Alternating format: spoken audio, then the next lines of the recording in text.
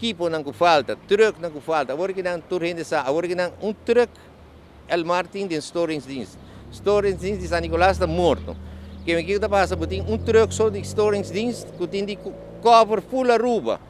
Botin a quantidade de trabalhadores de filtro, agora que não tem de cover full isla. Isso aí não é possível. E gente aqui não pode ser milagro. Não está fazendo um esforço máximo. E a rede de corrente aqui na Aruba não é mais chiquito. O país não cresce, mas a rede de corrente do país aqui é grandíssimo.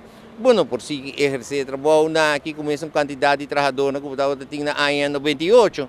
Então, nesse caso, nós precisamos bom mestre toma mais personal de serviço, é coisa urgente.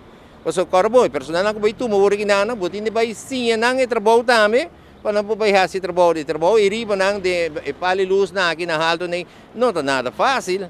Porque quando trabalho perigoso, trabalho irresponsável e hobby viajar hora não subir para fazer trabalho, hora não chegar riba, não te queda surpreendido com mais trabalho que não nico faz, o bom, aqui na Aruba nós estamos rondando de lá e essa aí está salpeita, está come nós.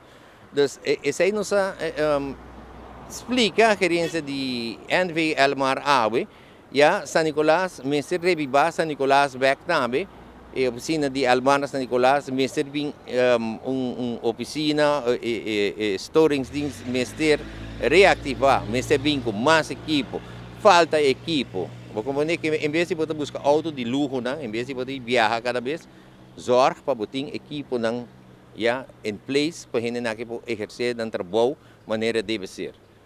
Botin trabalhador que tem equipo que tem 3 anos para truck 3 anos para você sai tem placa para comprar equipo para direita equipo nem 3 anos para que bem banda sério.